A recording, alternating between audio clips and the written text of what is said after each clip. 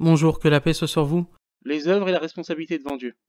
Et là, c'est intéressant, c'est là où on vient à l'opposition, en tout cas pour moi, qui est apparente, qui est claire, mais pour certains chrétiens, ils vont dire c'est une opposition apparente et de surface uniquement, mais on peut réconcilier les deux textes, cette opposition entre l'épître de Jacques et Paul de Tarse.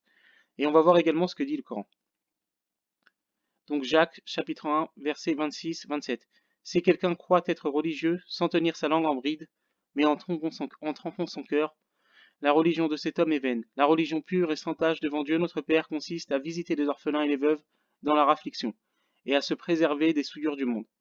Le Coran dit dans la sourate 2, verset 177, la bonté pieuse ne consiste pas à tourner vos visages vers le levant ou le couchant, mais la bonté pieuse est de croire en Dieu, au jour dernier, aux anges, aux livres et aux prophètes, de donner de son bien, quelque amour qu'on en ait, aux proches, aux orphelins, aux nécessiteux, aux voyageurs indigents, et à ceux qui demandent l'aide et pour délier les joues, d'accomplir la salat, la prière rituelle, et d'acquitter la zakat, l'aumône légale.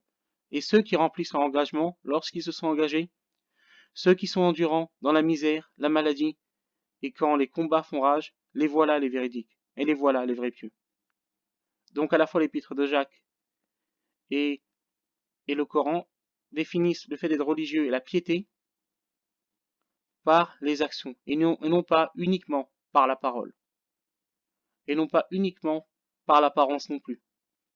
Donc l'épître de Jacques semble contredire à la fois les pharisiens, pour qui la loi et le respect de la loi euh, sur des règles minutieuses est la véritable piété, la véritable religion, mais à la fois ce que dit Paul de Tarse, puisque Paul de Tarse dit dans Éphésiens chapitre 2 versets 8 à 9, en tout cas c'est ce qui est rapporté de Paul de Tarse, car c'est par la grâce que vous êtes sauvés, par le moyen de la foi, et cela ne vient pas de vous, c'est le don de Dieu. Ce n'est point par les œuvres afin que personne ne se glorifie.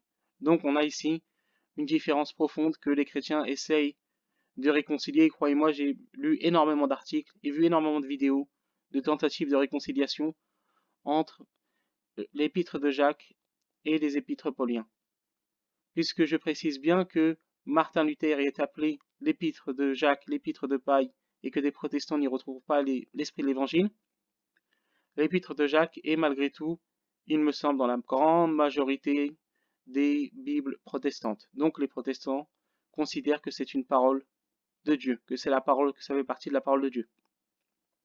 Et donc il semble ici y avoir une contradiction irréconciliable alors que le Coran va dans le sens de l'épître de Jacques et que la vision islamique donc ressemble bien plus à celle de l'épître de Jacques qu'à celle de Paul, et que la vision de l'épître de Jacques aussi ressemble bien plus à celle du Coran qu'à celle de Paul de Tarse.